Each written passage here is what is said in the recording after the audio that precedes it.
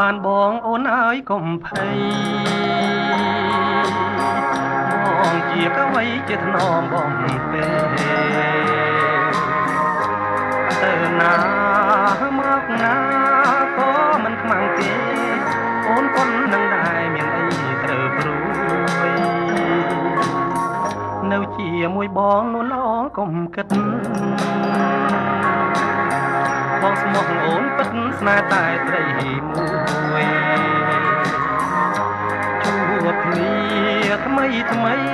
រឿងអីត្រូវព្រួយមានញាតិគេជួយការពាររាល់ថ្ងៃដើរលេងសบายใจវាតាមចិត្តអូនហើយកុំគិតណាឆោបពិសីអូនជាបុព្វារិកនៅក្នុងដៃ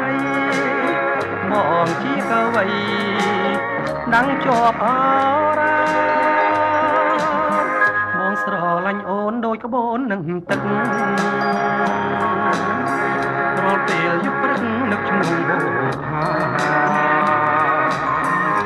បងយកឈ្មោះអូនលៀងក្នុងអរ៉ាព្រោះខ្លាចបុប្ផាមានគេបេះបា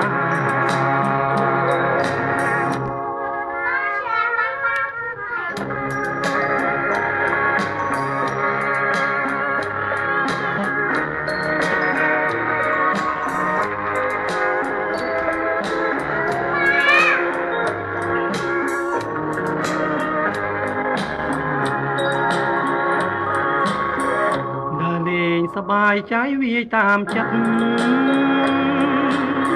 អូនហើយកុំគិតណាឆោមពិសីអូនជាបុព្វារិកនៅក្នុងដៃបងជាកវីដឹងជាប់អរ៉ាបងស្រឡាញ់អូនដូចក្បូននឹងទឹករាល់ពេលយប់ព្រឹកនឹកឈ្មោះបុប្ផាបងយកឈ្មោះអូនលៀងក្នុងអរ៉ាព្រោះខ្លាចបុប្ផាមានគេបេះបា